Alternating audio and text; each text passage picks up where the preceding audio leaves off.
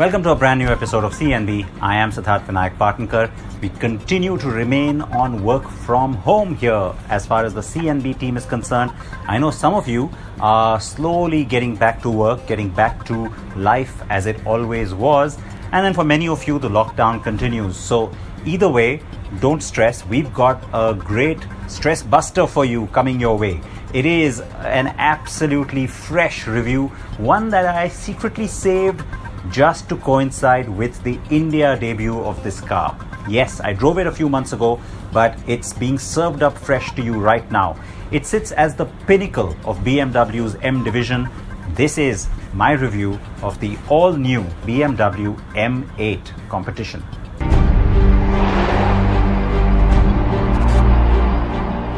Right through 2019 and even the start of 2020 has been busy for BMW.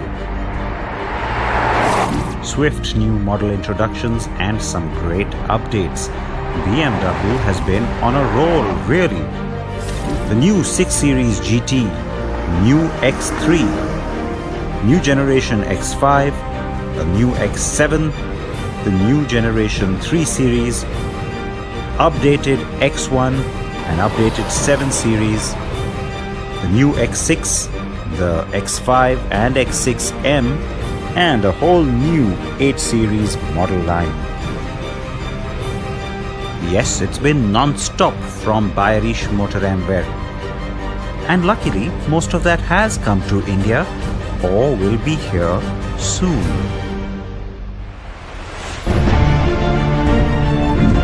And so now it's time for the big one, the BMW M8.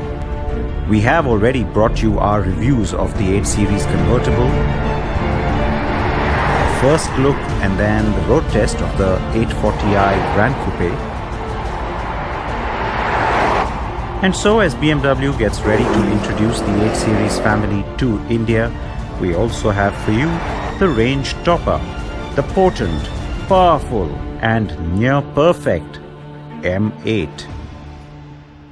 The brand new first ever M8, and lucky for me that I also get a chance to drive the convertible, and luckier still because this isn't just the M8, it's the M8 competition. So the strongest ever M engine for any series production car. Output 612 bhp.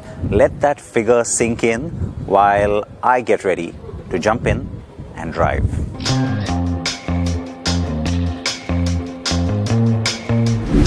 The car is hot. No, super hot. It looks the part of a menacingly powerful yet swanky ride, doesn't it? The convertible and the coupe are very similar to the regular 8 Series counterparts in terms of how they look. But being the M version, it gets more dramatic, flared out and sportier styling.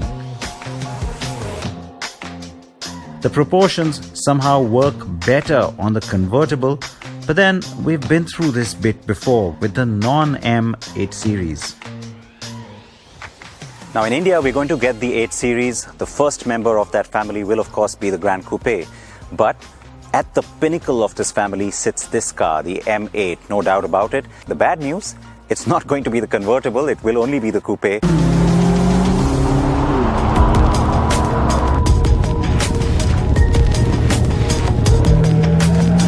Okay, so let's look closer at the numbers, shall we? The most powerful series production M engine has all that power, and the competition model gives you 25 horses over the M8's engine. The peak torque remains the same at 750 Nm across a wide enough band.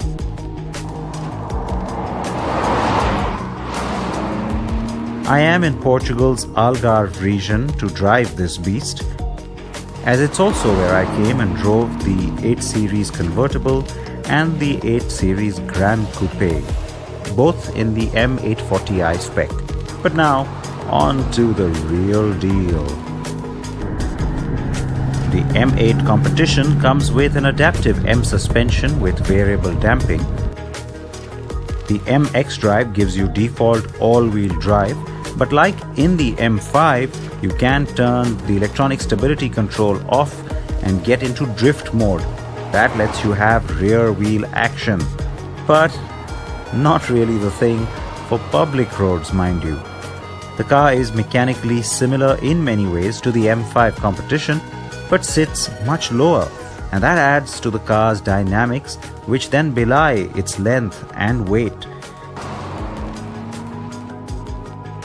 It corners beautifully, and its road manners are impeccable, as is the acceleration and the response from the 4.4 V8. Now, the regular version of the M8, if you want to call it that, has an output of 588 bhp. This one, being the Competition, is of course a lot stronger, and it does still use the same gearbox, of course, which has been given the special M treatment. It's an 8-speed automatic.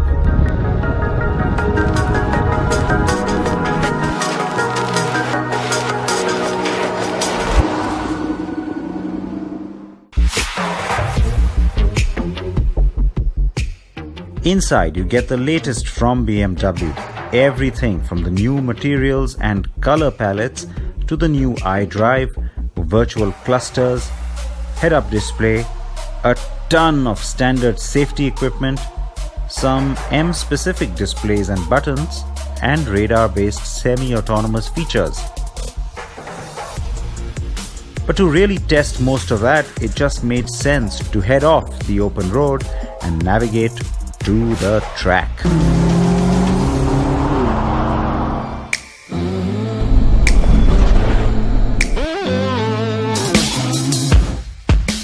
So it's back to the Portimao circuit, which is brilliant, as I recall. For the track, it's a quick switch to the M8 Competition Coupé. Same car, but slight weight difference. It is 25 kgs lighter, has a carbon fiber roof, but the tech specs are identical. It does manage 0 to 100 km per hour in 3.2 seconds, while the M8 Competition Convertible will do it in 3.3 seconds. A lot has happened on this car as compared to the M6 in terms of the number of electronics on board, and there's a fair amount that the car can do for you, and a lot of that has been customized to be focused on track driving mode. So it's kind of apt, because with the Competition model, you really do want to spend time on the track. I'm all set.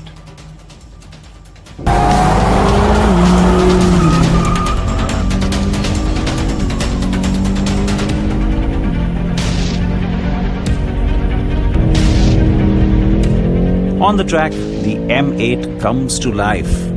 And how?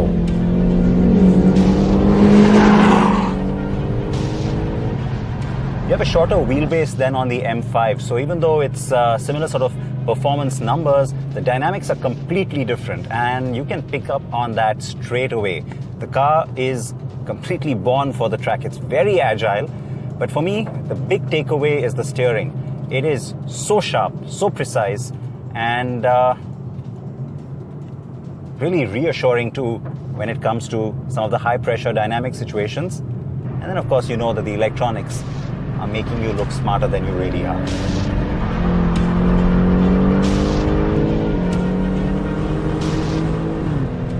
The great thing about the Portimao circuit is that it's a really fast track, and it's got some very tight corners, so you get a good chance to be able to not only see how the powertrain reacts to that, or the gearbox, but even the steering, and of course the car's M differential. All of those forces kick into play because there's so many customizable settings, and you can actually go ahead and customize that using the M1 and M2 buttons here on the steering wheel.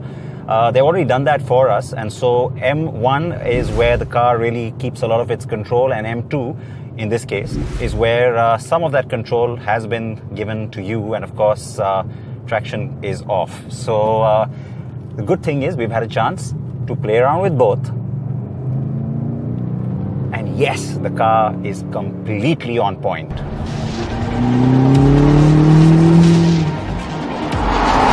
The car's performance is brutal, and yet there's a certain finesse to it. It is so well engineered that it doesn't have a bratty character at all. There's a refinement and elegance to it all, even as you push the car to tire shredding limits.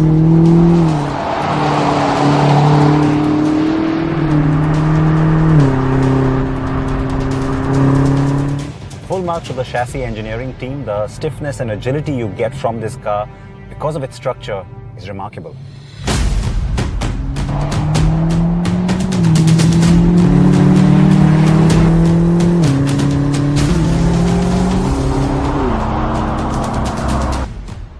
BMW has brought the 8 Series to India as yet another flagship alongside the 7 Series sedan and the X7 SUV.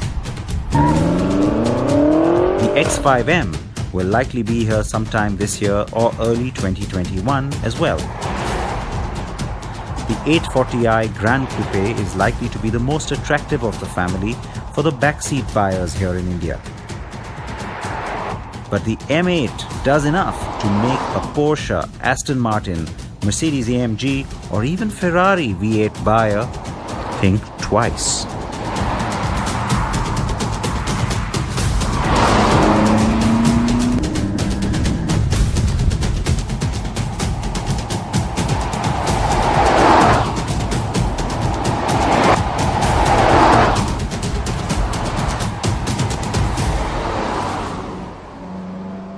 So the M8 competition coupe and convertible that you saw there aren't quite what has been launched in India. What we get is the regular M8. So that's just 25 horses lesser. But in terms of drive dynamics and a lot of the equipment, of course, it's the same car. And like I said, you don't get the convertible here in India. Given how the temperature is already rising, none of that comes as a surprise. Let's take a short break here on CNB. We come back with more from the 8 Series family.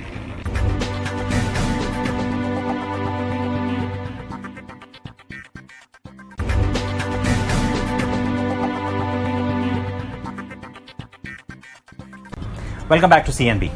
Now let's talk about the other family member from the 8 Series. Now the 8 Series is a new family line from BMW and there are different variants of this car. What's interesting is that all the body styles come in the M8 avatar as well.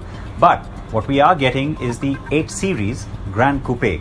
It's a petrol only model. We get the 840i and there are 2 variants, but once again, a primer for you on what this car is all about. So it's back to Portugal to bring you the review of our 8 Series GRAN COUPÉ test drive. The BMW 8 Series family is brand new. It is part of the rejig in the company's model line, which saw the 6 Series being replaced in a sense by the new 8 Series. So what you get are the 8 Series Coupé, Convertible, GRAN Coupé, and then each of those in their potent avatar badged M8 that has just broken cover. While the 8 Series GRAN Coupé was revealed just in mid-June.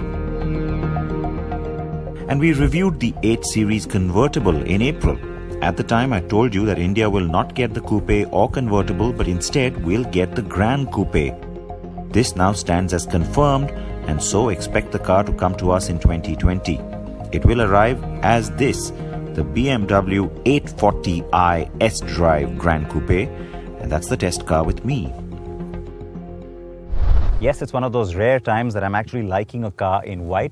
I have to say the frozen brilliant white on this, which is like a nice matte color, it really looks nice. It suits the car. It's nice and elegant, and yet it gives you the sense of sportiness because it complements the black wheels, the black grille up front, and a few of the black elements all around really nicely. Now, elegance, yes, is important, but inherent sporty character becomes even more important because let's not forget that this is a sports car. It's not trying to be a sedan.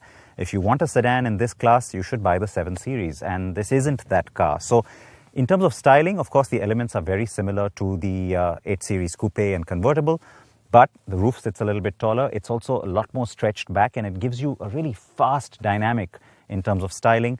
Of course, the door has been added in, and so you get a lot of that length in here, which is visible. buyers in India will like that kind of thing. Good amount of muscle in the flanks. And then my favorite feature in the whole styling here is the way that the tail lamp has been done. It's really sharp. It complements the slim lights up front and very much is a nice signature of the 8 Series family. The boot, there's a little bit of this spoiler lip at the back, adds that sporty dynamic character that you're looking for. So on the whole, it's a car that you certainly will notice the second it comes down the street. The new 8 Series Gran Coupe certainly looks like it belongs to the luxury set, and that it must, given that it will take on everything from an Audi A7 and Mercedes-Benz CLS to even a Porsche Panamera. Of course, the Gran Coupe is bigger in all ways over the Coupe and convertible. So it is the Gran Coupe, which means of course it's got to be bigger than the Coupe. And how much bigger, you ask? Well, 231 millimeters longer, and 201 millimeters of that comes from a longer wheelbase itself. It's 30 millimeters wider and surprisingly 61 millimeters taller too. The taller roof means generous headroom for the rear passengers, and I have to say this optional M Sport trim looks hot. The regular trim will be the chrome line, but inherently this is a good looking car, proportionate and sensuous, and a design that really comes together well.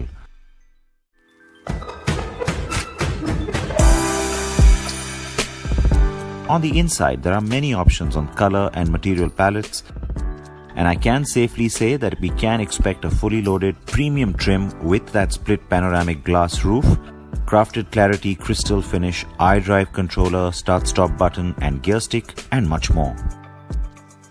So the launch of the car is only going to happen in the second quarter of the next calendar year, so it's still some months away, which is why we don't have details yet in terms of what the specification of the cabin is going to be, what color palette and trim, but expect it to be fully loaded because, of course, this is going to be a niche offering for those select few who want something different, who want a dynamic, sporty car and not just a sedan. And you can expect, of course, the split sunroof to definitely feature. And it has a nice panoramic effect. Gives you a better sense of space back here, which to begin with is not bad. I mean, look at the headroom you get. You look on the outside and you think, is that going to be compromised? It's not. Nor is the legroom. And it is a strictly 4-seater configuration because you've got this huge tunnel in the middle.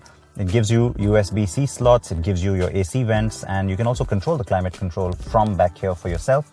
Drop-down armrest goes without saying, and the individual seats, well, they're also sport seats because they have a nice amount of contouring, which means that if the driver chooses to go really dynamic, you don't get thrown around. You're nicely cushioned in, which is a good thing because it again maintains the sports car character. Of course, there is a 3-point seat belt provided for a possible middle passenger if someone does want to sit there anyway, but it won't be very comfortable. Up front, the dash has an attractive overall design. You get the virtual assistant, of course, BMW's latest iDrive 7.0, and connectivity options galore. The touchscreen and virtual cluster feature the brand's new look graphics and readings. It all looks very, very cool, to be honest, including the anti-clockwise tachometer.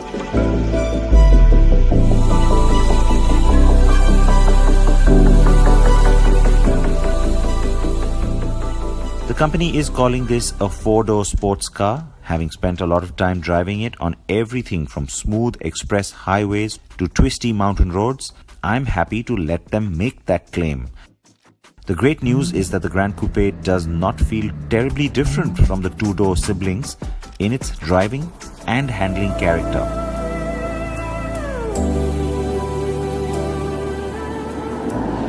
Now the 8 Series Gran Coupe has 4 different drivetrain possibilities. You've got the 840i sDrive, which is of course the 2-wheel drive. Then you've got the same with the xDrive, and you've got the 850 where the xDrive is standard. That is of course the 8-cylinder engine, and 840d is the diesel in this lineup. A lot of people were surprised that there was a diesel, but let me quickly tell you, it's not coming to us. So while I would have liked to have driven it and maybe even seen it coming to our market, it's not, so let's not waste any time on it. What do we get? Well, it is going to be the 840i sDrive, so we don't get the all-wheel drive system either.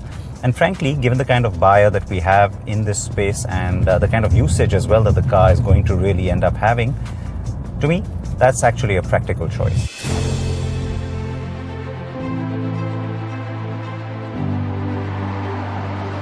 Yes, India will be happy with the rear-wheel drive. The inline-six petrol makes 333 bhp and has 500 Nm of peak torque in a generous 1600 to 4500 RPM band. This engine is 6 kgs lighter than the one that it replaces, and that helps the car's agility. The motor's chief characteristic is the instant response to any slight tap on the accelerator and continued delivery of power through the higher revs. The gearbox is sublime and there is an instant response, no lag whatsoever from the engine.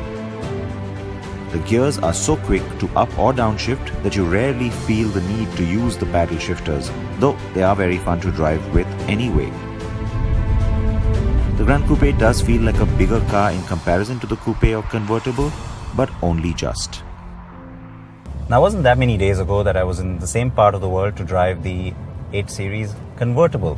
At the time, I remember telling you that it's the chassis engineering and just the overall integrity of that chassis, the stiffness that it offers, which gives you a great drive dynamic that truly impresses, as does the steering. And of course, on the Gran Coupe, I'm happy to report, all of that has been carried through. The M suspension is standard on the 8 Gran Coupe, and the 840i gets the M Sport differential too. You get the usual drive modes, of course: Eco, Eco Pro, Comfort, Sport and Sport Plus. Now, the engine and gearbox are extremely responsive, and that's no surprise. In fact, that's something I expected coming into this, which means, yes, the car is really quick and it gets up to higher speeds really quickly too.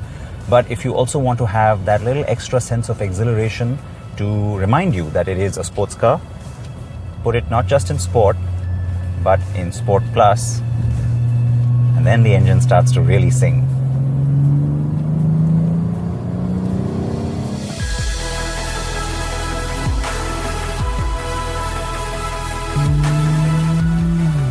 Yes, it sounds better too then, to be honest. So the 840i will do plenty to get your juices flowing. The car is almost as taut as the two-door, as I've been saying, and will nip through corners with ease. It stays on line and won't flinch even a millimeter on a narrow road.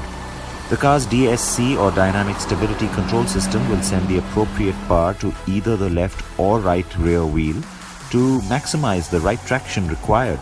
The car's M Sport differential doesn't only help its performance to be on point, but also helps it to maintain its composure, having a solid positive effect on the sense of control you get driving the car at higher speeds. And before you ask, there is an M8 Gran Coupe on the way, while the M8 Coupe and convertible, of course, like I've said, have already been revealed. Being a luxury offering that is also sporty is not always easy. That a car can excel in both areas is also quite remarkable. The BMW 8 Series Gran Coupe shall certainly be a welcome addition to BMW India's portfolio. It is not a car for everyone and yet is versatile enough to please many. The launch is expected between April and June next year. It may be followed up by the M8 Coupe by the end of 2020. So a bit of an 8 Series special on the show this week. Please react to it. Tell us how you like the show, how you like the fact that we've been bringing you fresh episodes every week. You know how to reach me at Sid Partnkar on Twitter. If you're going to step out for getting back to work, or indeed for the essentials still, please wear your masks, please wear your seat belts in your cars, and stay in touch with us. Tell us how you're liking what we're doing. There's lots going on carandbike.com as well. Please stay safe. Keep yourselves and your families absolutely safe in the current situation, and take care of yourself. Bye-bye.